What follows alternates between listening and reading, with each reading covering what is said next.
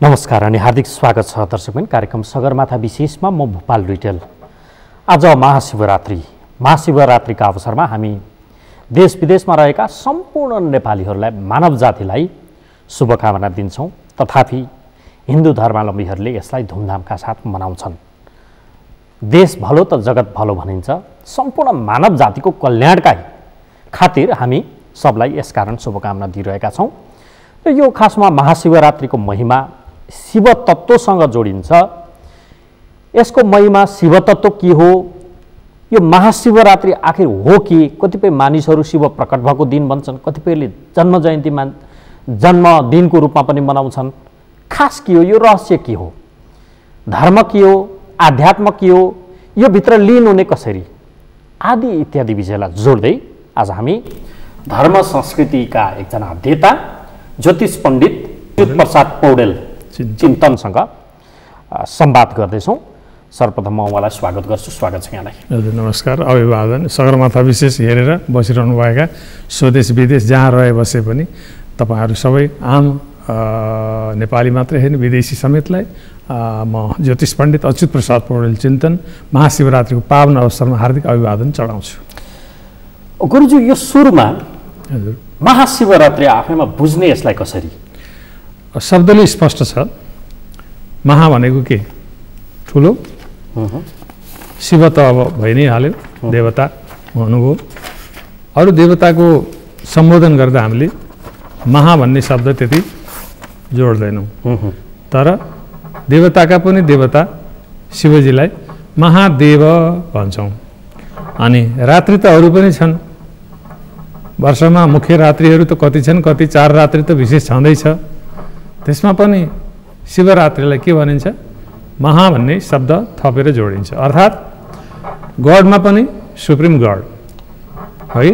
हजुर भनौँ ईश्वरमा देवेश्वर, परम ईश्वर, अरूलाई ईश्वर भनिन्छ।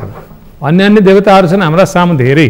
हजुर अनेकानेक, तपाईँको भित्र, मेरो भित्र, अर्काको भित्र, जीवात्माको भित्र, प्राणीको भित्र, सबै प्रकृतिभित्र र बाहिर सम्पूर्ण देवताहरू रहेको, देवताको पनि अस्तित्व चित्त शक्तिमा रहेको, सबैलाई देवता भनिन्छ, ईश्वर भनिन्छ। तर यहाँ सर्वेश्वरको चर्चा छ। हजुर यहाँ महादेवको चर्चा छ। यहाँ चर्चा छ महाशिवरात्रिको। महा भन्नाले जहिले पनि के हुन्छ भन्दाखेरि परम देव, परम कृपा, परम शान्ति दिने। परम भनेको ठुलो, जसको पछाडि अर्को शाखा उपशाखा छैन, जसलाई चिन्तन गरिसकेपछि तपाईँले अन्यान्य विषयमा जानु पर्दैन। खोतल खातल जहाँ गर्नुहुन्छ त्यही हो अनुसन्धान, अध्येता जी भन्नुहुन्छ।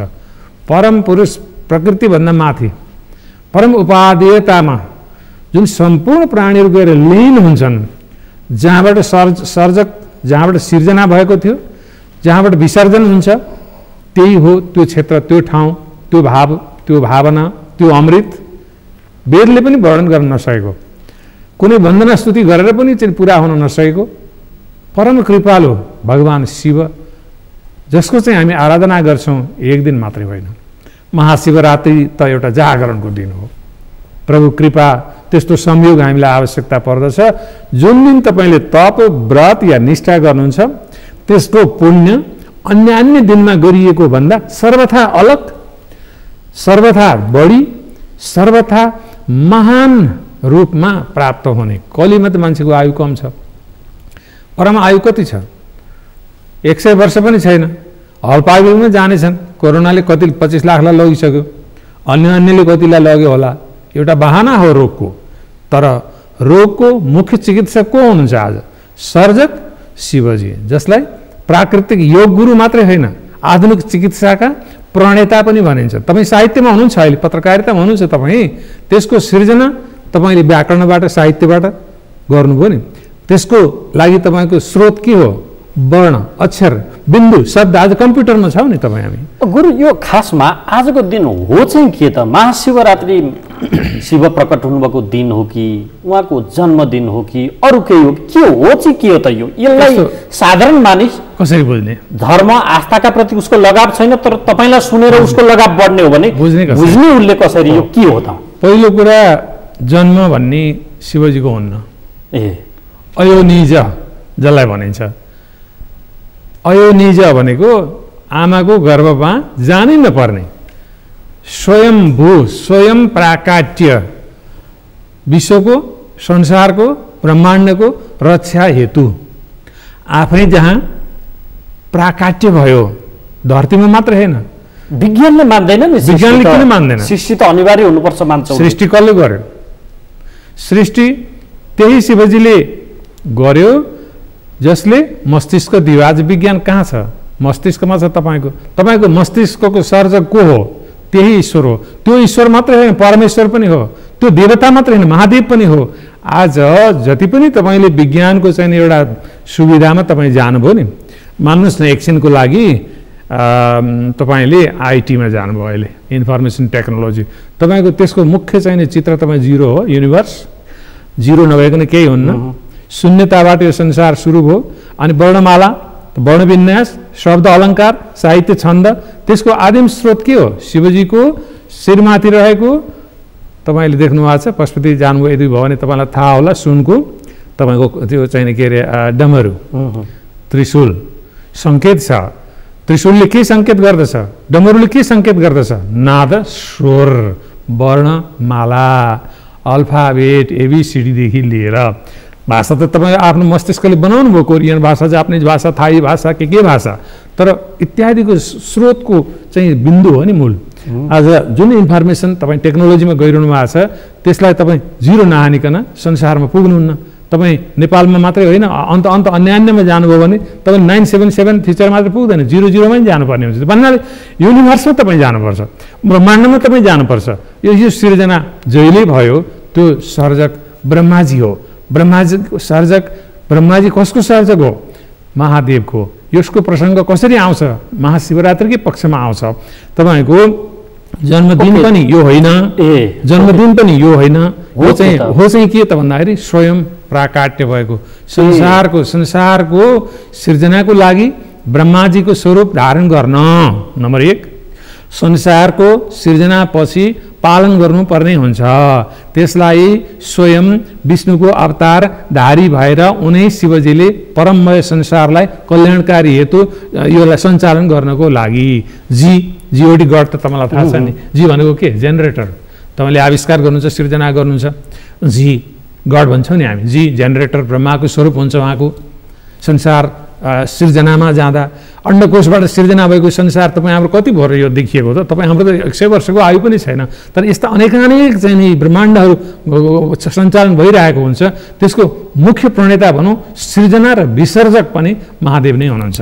र अब सञ्चालन मात्रै गरेर पुगेन संसार त अस्थायी छ तपाईँले संहार पनि गर्नुपर्ने हुन्छ डिस्ट्रोयर डी भनेको के डिस्ट्रोयर विघ्नेश पनि भनिन्छ संसारलाई पनि सिधाउनु त पर्छ नि सन्तुलनमा पनि राख्नुपर्छ नि त्यसको जेनेरेटर जी अपरेटर ओ डिस्ट्रोयर डी जीओडी गड त्यसको तपाईँको स्वरूप फरक छ त्यही देवता ब्रह्माजीको स्वरूप लिन्छ सृजना गर्दा तपाईँ हामी जन्माउँछौँ हुर्कन्छौँ बढ्छौँ अनि रक्षा हुन्छ कसैबाट रक्षित भइरहेको हुन्छ अनि संहार पनि हुन्छ अन्त्य हुन्छ र कुनै अर्को चाहिँ चित स्वरूपमा हामी जान्छौँ त्यसको मुख्य आत्मतत्व के हो त भन्दाखेरि शिव नै हो जसलाई कल्याणकारी भूमिका निभाउने एकमात्र सर्जक पालक र संहारकारी गुण भएका तीनटै गुण भएको अर्थात् यो जीवन चक्रको मेन मास्टर भनौँ न ओके जीवन चक्र दाता भनौँ दाता एकदम जीवन चक्र दाताको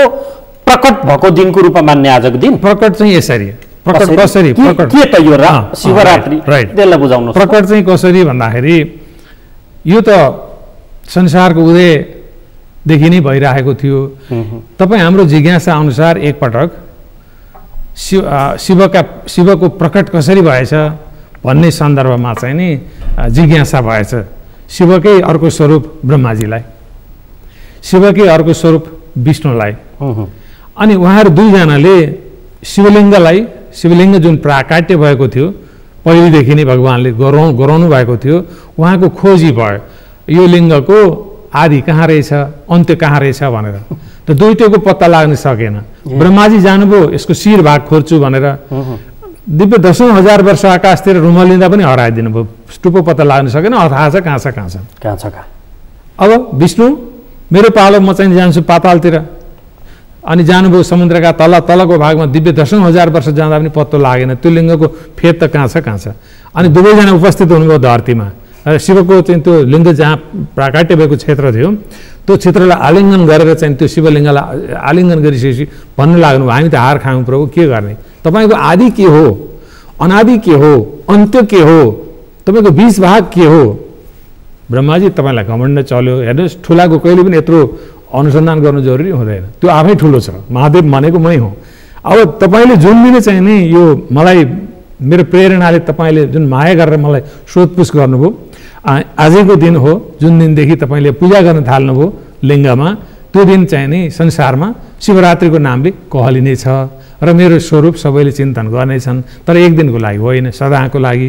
अनि त्यसपछि हामीलाई वरदान दिनुहोस् न त, आज त ठुलो उत्सवको रूपमा उपस्थिति भइयो, संसारले नजानेको कुरा थाहा भयो, त्यसकारण चाहिँ मलाई वरदान दिनुहोस् भन्दा ब्रह्माजीले सोध्नु हुँदाखेरि शिवजीले के भन्नुभयो भने अब तपाईँको काम सिर्जनाको शक्ति बोलियोस्, ब्रह्माण्डको सिर्जना तपाईँको हुन्छ। विष्णुलाई पनि भन्नुभयो पालनाको शक्ति तपाईँलाई हुन्छ, अब मैले त्यो शक्ति दिएँ, तर संहारको शक्ति चाहिँ म आफै राख्छु भनेपछि सेपरेसन अफ पावरलाई पनि तपाईँ बुझ्नुहुन्छ आजको शक्तिमा। विधान, कार्यपालिका, तपाईँको चाहिँ नि होइन शक्ति पृथकीकरण, यसको स्वरूप तिनटैको शक्तिको चाहिँ नेतृत्व कमान्डिङ पावर चाहिँ शिवजी आफै लिनुभएको छ। कार्यपालिकाको पावर भनेको विष्णुको शक्ति सञ्चालन होइन, सिर्जनाको तपाईँको होइन लेजिस्लेटिभ पावर, तपाईँको कानुन बनाउनुहुन्छ नि, विधि निर्माण गर्नुहुन्छ नि, अनि अन्त्यमा के हुन्छ, संहार पनि हुन्छ, अन्त्य पनि हुन्छ, मृत्यु हुन्छ नि त।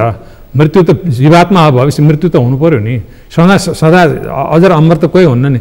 तर शिवजीले धेरैले बुझ्छन् के भन्दाखेरि यो शिवजीको जन्मोत्सव होला, कृष्णाष्टमीमा जन्मोत्सव मनाइयो त्यसकारण यो होला, यो हो के त होइन, यो होइन। बुझ्ने भाषामा भन्दा बुझ्ने भाषामा शिव स्वयं प्राकट्य हुनुभएको हो, जसलाई चाहिँ नि प्राकट्य त हुनुभयो। आजको दिनलाई मान्ने के त, त्यो प्राकट्य भएको दिनको रूपमा मान्ने कि मान्ने कारण के त आजको दिन हो के? आज चाहिँ अहिले तपाईँलाई मैले अहिले भर्खर भने ब्रह्मा र विष्णुले चाहिँ ब्रह्मा र विष्णुलाई पहिलो पूजा जसले गर्नुभयो, शिवरात्रिको दिन पर्यो एउटा कुरा।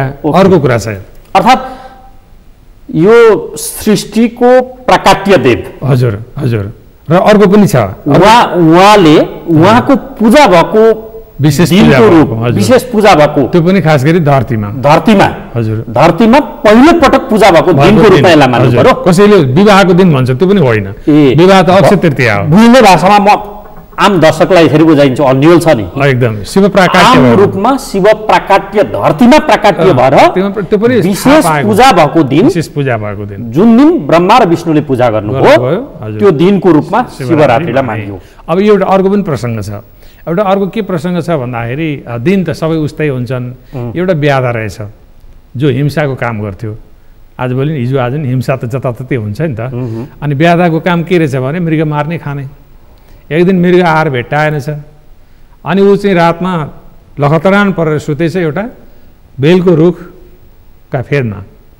बेलको रुखको फेदमा चाहिँ नि शिवलिङ्ग रहेछ।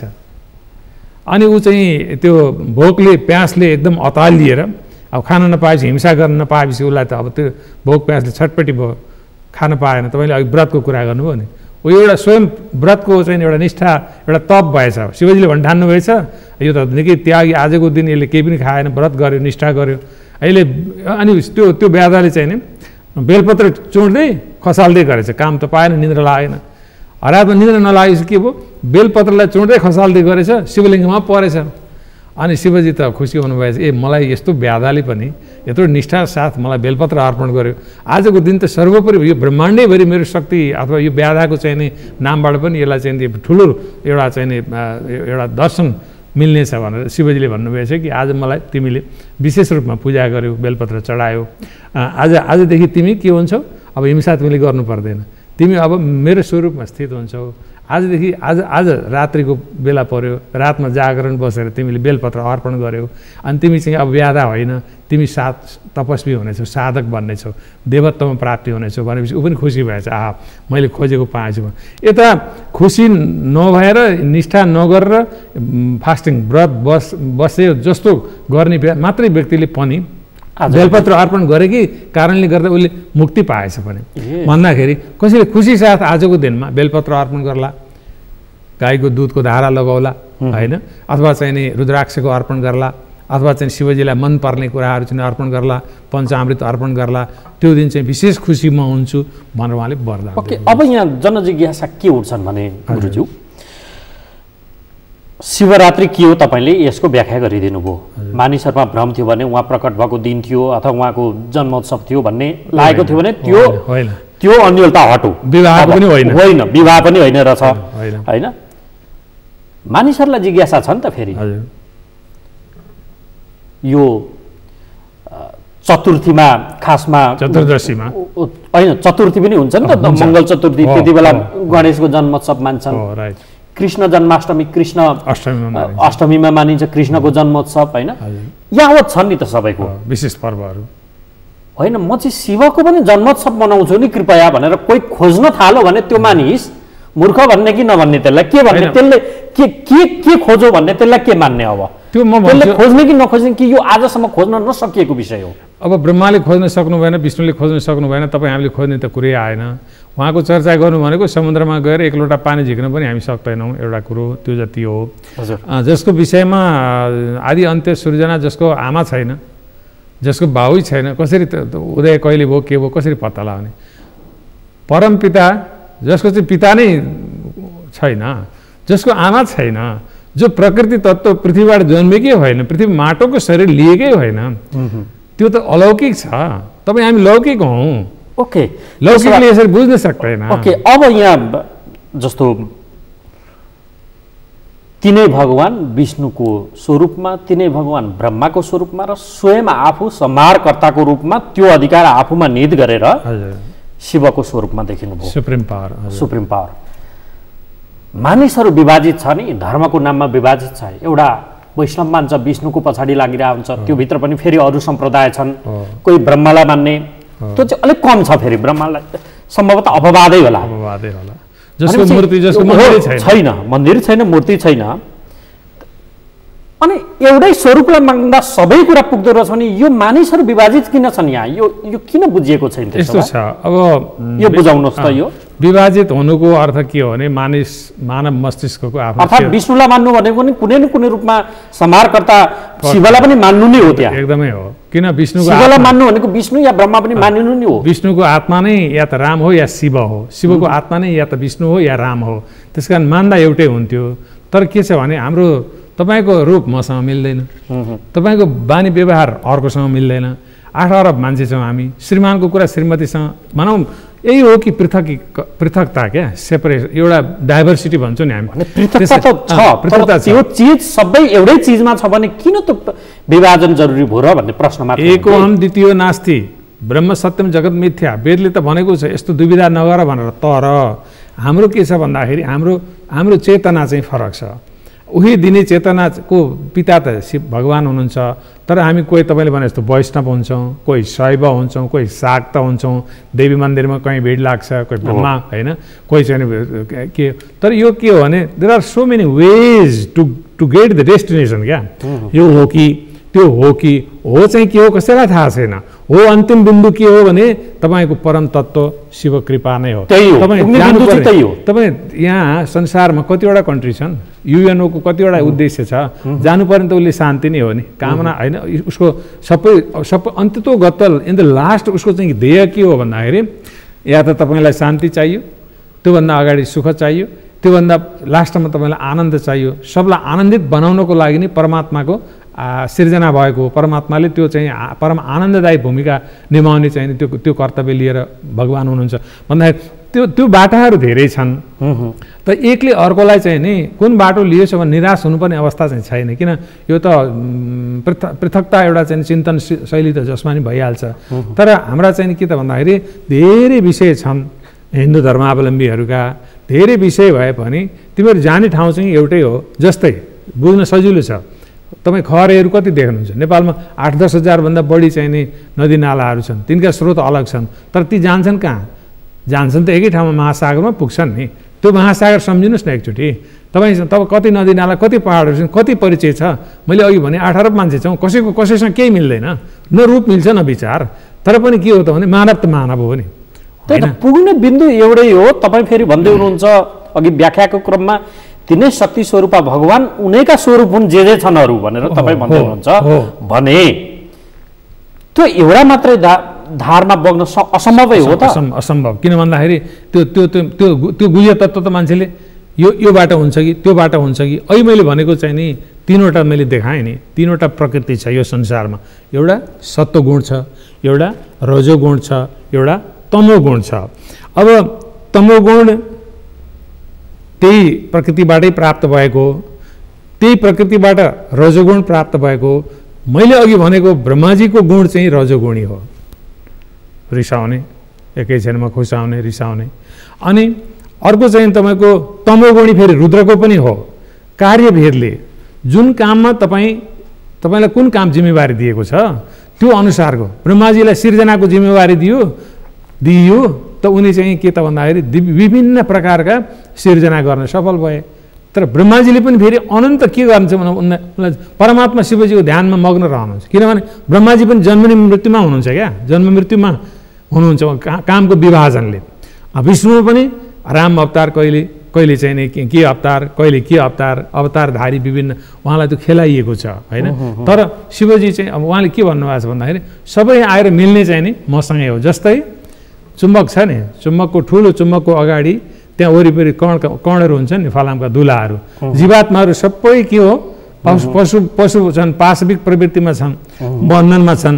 ती गएर चाहिँ के हुन्छ भन्दाखेरि तिनी चाहिँ जसरी फलामका कणहरू तपाईँ गएर चुम्बकमा जसरी टाँसिएको देख्नुहुन्छ नि, सबै स्थावर पर्यन्त क्या ब्रह्मादेखि लिएर सिर्जनाका सम्पूर्ण विषयवस्तुहरू अन्ततोगत्वा सिर्जना पालनामा रहन्छन्, सम्हारमा पनि रहन्छन्। तर ती सबै गुणलाई लयमा र विलयमा प्रलयमा राख्ने काम चाहिँ शिवले नै गर्नुहुन्छ भन्नाले गुणको आधारमा कामको आधारमा विषय यति छरपष्ट छ कि यो यति उत्सुकता छ तपाईँलाई सोध्नुपर्ने, समयको पाबन्दीलाई पनि मैले ख्याल गर्नुपर्ने हुन्छ। जस्तो अब यो रात्रि भनिसक्ने बित्तिकै अँध्यारो, एकदम उज्यालोलाई त त्यसले सम्हारै गर्छ नि त होइन। प्रकाश त त्यहाँ पुग्दाखेरि सम्हारको रूपमा पुग्छ। आम रूपमा रात्रिको समय चाहिँ खासमा एउटा प्रकाशकै सम्हार हुने भयो, पहिलो रात्रिको अर्थ त्यो लाग्ने भयो। अर्कोतर्फ हाम्रा कर्मचेष्टाहरू पनि सम्हारको अवस्थामा त्यो रात्रिकालीन समयमा पुग्ने भए। हुँदा हुँदा निन्द्रामा गएर विलिन हुने अवस्थामा हाम्रो चेतना पनि सम्हार भएको अवस्थामा पुग्छ। फेरि पूजा हामी कुन बेला गर्दैछौँ? त्यही रात्रिकै समयमा यस्तो छ, महाशिवरात्रि नाममा गर्दैछौँ पूजा। अब यस्तो छ, मान्छे फेरि सम्हारसँग डराउँछ। हो, निश्चय नै मृत्युसँग डराउँछ। हो, डराउँछ नि त। हजुर।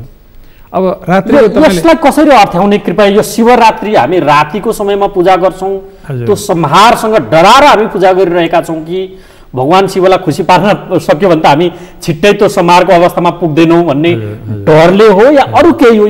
यो बताउनुहोस् त। यो वास्तवमा अब डर चाहिँ होइन, डर त मृत्यु हो होइन।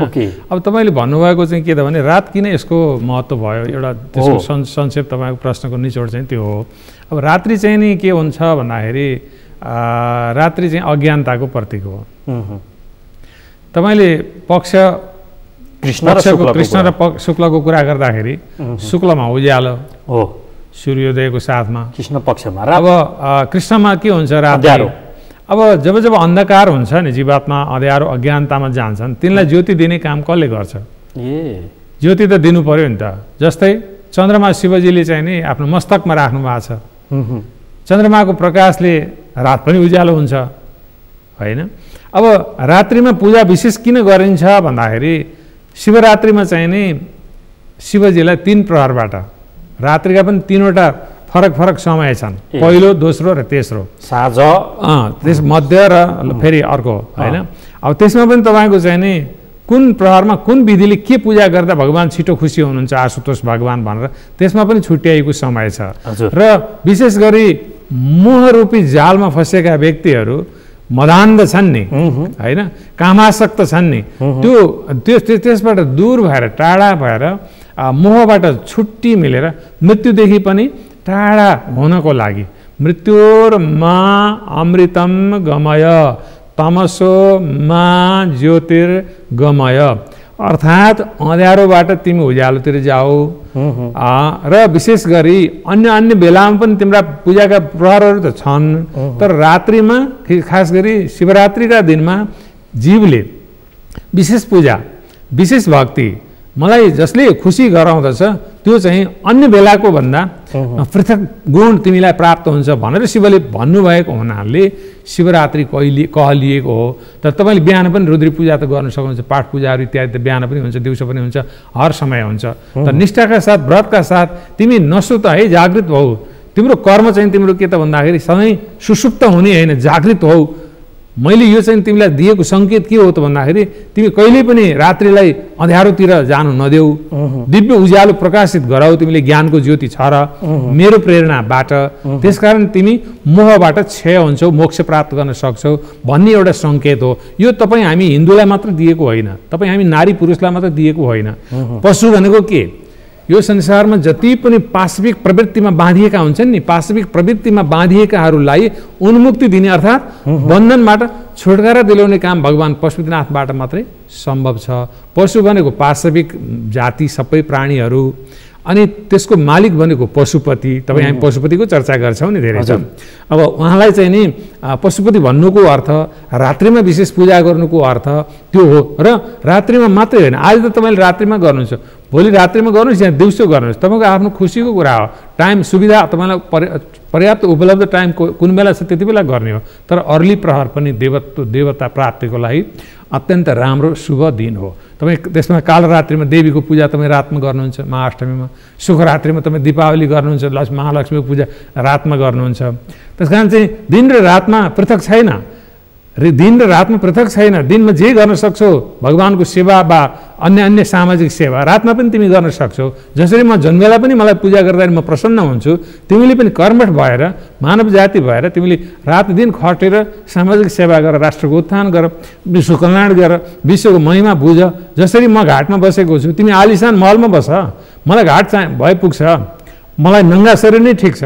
तिमी लाउ न लाखौँ रुपियाँको कपडा वाहन चढ, म त नन्दीमा छु। भगवान् शिवजीले आफै भन्नुहुन्छ मेरो जति त्याग तिमीले गर्न सक्यौ भने तिमी पनि मोहित हुनु पर्दैन यो संसारबाट, जन्मचक्रमा तिमी परिरहनु पर्दैन भनेर शिवजीले दिएको प्रेरणा हो। उहाँका खाना अलग छन्, वाहन अलग छ, बसाइ अलग छ। यो प्रसङ्ग ल्याइरहँदा नि गुरुजी जस्तो हो, एक अर्कामा विपरीतार्थ लाग्ने, जुन कन्ट्राडिक्टरी भन्छौँ नि हामी, विरोधाभासपूर्ण राख्ने जस्तो उहाँको अवस्था पनि देखिन्छ। जस्तो अब श्रीकण्ठ भएर श्रीभन्दा धेरै टाढा होइन, रिद्धि सिद्धि त भनियो, अब त्यो पारङमुख हुनुहुन्छ त्यहाँ पनि त्यो रिद्धि सिद्धि पनि भनियो, सँगसँगै त्यो पनि देखिन। अर्कोतर्फ सौम्य र तपाईँको यो अकिञ्चन भएर पनि खासमा सर्वेश्वर व्याख्या यसरी पनि गरियो नि, आपसमा मेल खाँदैन। अर्कोतर्फ सर्पती मयूर्ती होइन, एक आपसमा नमिल्ने तर परिवार जस्तो भएर ती बसिरहेको अवस्था, यो के हो? नन्दी र भिरङ्गी यसको चाहिँ के हो भने एउटा तपाईँले मैले अघि के भने विरोधाभास होइन, यो अलौकिक कुरा हो। अलौकिकमा तपाईँलाई के दिन खोजेको यसको प्रतीक, यसको एक्जाम्पल चाहिँ के दिन खोजेको भने you have that kind of many problems, you have to tackle with all the problems. तपाईँका वरिपरि धेरै समस्या छन्, राजनीतिक, सामाजिक, आर्थिक, पारिवारिक। You have that kind of many obstacles and troubles, but you have to manage this. तपाईँले त्यसलाई म्यानेज गर्नुपर्छ। मयूर कहाँ एकै ठाउँमा बस्न सक्यो? सिंहका अगाडि, लड्डुका अगाडि चाहिँ तपाईँको चाहिँ नि कहाँ चाहिँ नि के अरे कुमारको चाहिँ नि वाहन बस्न सक्यो? कहाँ महाकाली देवीको चाहिँ नि वाहन छ तपाईँको सिंह हो। त्यसमा यो चाहिँ के हो भन्दाखेरि तपाईँ हामी विषयासक्त छौँ, विषयमा धेरै वासनाहरू छन्, पदको लोभ छ, प्रतिष्ठाको भोग छ, धनको उपयोग दुरुपयोग छ, अनि पुत्र पुत्री सन्तान उनका डिमान्डहरू अलग अलग छन्, र पनि शान्त, विष खाएर पनि आनन्दित, नीलकण्ठ जसलाई भनिन्छ होइन। अब यति धेरै समस्या छन्, तथापि मानव जातिले समस्यासँग जुधेर समन्वय गरेर अगाडि बढ, मानव जातिबाटै स्वर्ग प्राप्ति हुन्छ, मानव जातिबाट नै पुण्य प्राप्ति हुन्छ। र उहाँले आफ्नो पृथकता देखाएर त्यो चाहिँ नि एकत्रित भावमा तिमी पनि बस्न सक भनेर सिकाइएको हो कि। अब शिवजीको त्यो प्रेरणा हामीले लिन सक्नुपर्ने हुन्छ। तपाईँ जन्मिनासाथ दुःख छ नि तपाईँलाई, तर दुःखबाट हार्ने डराउने हो र अब बागमतीको घाटमा गएर शिवजी बस्नु भएको छ, उहाँलाई आलिशान महल पनि चाहिएको छैन। अब पञ्चामृतबाट उहाँ खुसी हुनुहुन्छ, वाहन उहाँको आफ्नै किसिमको छ भने पारिवारिकतामा पृथकता छ उहाँको। अब कुमारको चाहिँ नि अब यत्रो सारा संसार घुम्ने तागत छ, गणेशको वाहन छ मुसो, जो कहिले एक ठाउँबाट अरू ठाउँ सर्नलाई 2 दिन लाग्छ, तर पनि अग्रपूजा गणेशकै छ। भनेपछि के हो त भन्दाखेरि एउटा दिव्य चेतना प्राप्त गरेर तपाईँले एउटा कुनै चिजमा, कुनै वस्तुमा, कुनै भावमा तपाईँ समर्पित हुनुहुन्छ भनेपछि तपाईँको वरिपरि नै संसार छ, तपाईँको वरिपरि नै स्वर्ग छ, तपाईँको वरिपरि नै सबै थोक छ। तपाईँले मनमा विभिन्न चिन्ता गर्ने होइन, चिन्तन गर्ने, यो किन भयो, कसरी भयो होला, कसरी एकात्मकता लाने भन्ने कुराको सङ्केत। अन्तिममा साह्रै छोटोमा मसँग समय सकिएकोले नै शिव तत्त्व आफैमा शब्दसँग खेल्ने हो भने त्यो शिवको आकार इकार झिक्दिने हो भने सबमा परिणत हुन्छ। हो, निश्चय नै। अब मानिससँग त्यसलाई तुलना गरिदिउँ त, हाम्रो जुन यो पञ्चतत्त्वको शरीरमा श्वास प्रश्वास प्रक्रिया सकिसक्दा त हामी सबमै परिणत भयौँ। अर्थात् यो सजीव बनाउने तत्त्वको रूपमा बुझ्न सक्छौँ यसलाई। वास्तवमा तपाईँले राम्रै ठिक प्रश्न गर्नु, किन भन्दाखेरि परम कृपालु शिवजीलाई पनि उहाँको अर्धनारीश्वर शक्ति चाहिन्छ, जसलाई वामदेवको रूपमा चिनिन्छ। अर्धनारीश्वर तपाईँ पशुपति जानुभयो भने उत्तर शिर वामदेवको हो, अर्थात् अर्धनारीश्वर। तपाईँ पृथ्वी नभइकन आकाश सम्भव छैन क्या। आकाशको महत्त्व त्यति बेला हुन्छ जहाँ पृथ्वी छ। पृथ्वी भनेको उहाँकी अर्धाङ्गिनी सतीदेवी भन्नुहोस्, अथवा उहाँकी अर्धाङ्गिनी पार्वती भन्नुहोस्, उहाँकी अर्धाङ्गिनी सम्पूर्ण सृष्टिकर्ता मणिद्वीप निवासिनी काली भद्रकाली उग्रतारा, उनको शक्ति प्राप्त गर्नुहुन्छ शिवजीले र उहाँले सञ्चालन गर्न सक्नुहुन्छ। तपाईँले नारी शक्तिको भर्खरै नारी चर्चा अहिले हिजो अस्ति मात्रै भयो र पृथ्वीको तत्त्व अनि शक्तिको तत्त्व। तपाईँ शिवको इकार भनेको तपाईँले अघि भनेअनुसार शिवको इकार भनेको शक्ति हो क्या। त्यो चाहिँ प्रकृति शक्ति, त्यो स्त्री शक्ति, त्यो नभइकन विष भाङ धतुरो कहिले बनाइदिने शिवजीलाई। घाटमा मसानमा चाहिँ घाटमा बस्दा पनि उहाँलाई सम्पूर्ण चाहिँ नि यो खानपिनको व्यवस्था उहाँले गरिदिनुहुन्थ्यो, पार्वती तत्त्व। त्यस कारण गुहेकालीसँगै गुहेश्वरीसँगै वत्सलासँगै भनेको के हो भने शिवजीलाई पनि शक्ति दिने काम चाहिँ नि गडेश भन्छौँ हामी क्या। गडेश भनेको देवी, दैवी शक्ति। अब उहाँको चाहिँ नि त्यो शक्ति प्राप्त गरेर उहाँले चाहिँ त्यो संरक्षकत्वको भूमिका निर्वाह गर्न सक्नुहुन्छ। अर्थात् स्त्री र पुरुषको संयुक्त जोड, प्रकृति र पुम तत्त्व। तपाईँको सृजना पनि त्यसैबाट भएको हो होइन। र त्यो आत्मतत्त्व जसको अभावमा त्यो शक्ति क्षीण हुन्छ र व्यक्ति मृत्युमा जान्छ र त्यो शवमा परिणत भइहाल्छ। तर शवको व्यवस्थापन गर्ने काम पनि घाटबाट हुन्छ, आरती घाटबाट हुन्छ, नदी किनाराबाट हुन्छ, जहाँ शिवलिङ्ग, जहाँ शिव मन्दिर, जहाँ शिवको त्यो क्षेत्र छ, त्यहाँ चाहिँ जीवात्माको उद्धार त्यहीँबाट हुन्छ। भवाटवीबाट उद्धार हुने पनि गतिमुक्ति दिने काम पनि शिव कृपाबाटै हुन्छ। त्यस कारण शिवलाई हामी जति मान्यता दिन सक्छौँ, अब टाढा जानु पर्दैन। फेरि संसारको चाहिँ नि शिरो भाग पञ्चमुखी शिवजीको चाहिँ नि यो 5 मुखे शिवलिङ्ग त यहीँ छ। त्यो निराकार शिवलिङ्ग यहीँ पशुपति होइन। र संसार तपाईँ घुम्नुभयो, सारा ब्रह्माण्ड घुमिसक्नुभयो, अन्ततः गएर त पशुपतिमा पुग्नु भएन तपाईँ भने तपाईँको शिर भागमा पुगेको मानिँदैन। अन्य तपाईँ घुम्नुभयो, गयो खोला खहरिएर जानु परेको कारण थियो। यो महत्त्वपूर्ण समय र संवादका लागि यहाँलाई पनि मलाई बोलाउनु भयो भोपालजी। तपाईँको सगरमाथा विशेष कार्यक्रम एकदमै राम्रो रहोस्। स्वदेश विदेश जहाँ रहनुभएका नेपाली अथवा स्वदेशी विदेश जो भए पनि सुनिरहनुभएका, हेरिरहनुभएका सबैलाई हार्दिक शुभकामना। दैनन्दिन जीवन अत्यन्त सुखद रहोस्। महाशिवरात्रिमा आज मात्रै होइन शिवको चर्चा गर्ने, हामीले हर पल, हर क्षण, हर बेला गर्नुपर्छ। हस्, धन्यवाद। र आदरणीय दर्शकहरू, कार्यक्रमको निर्धारित समय सकियो। आज हामीले महाशिवरात्रि विशेषलाई सन्दर्भ पारेर शिव तत्त्व, शिव चरित्र र लीलाको यहाँ अलिकति व्याख्या गर्ने प्रयत्न गऱ्यौँ। र यो कार्यक्रममा सहभागी हुनुहुन्थ्यो ज्योतिष पण्डित, धर्म संस्कृतिका अध्येता अच्युत प्रसाद पौडेल चिन्तन। अर्को अङ्कमा फेरि तपाईँ हाम्रो भेट हुने नै छ। हामीलाई आजलाई बिदा दिनुहोस्। नमस्कार।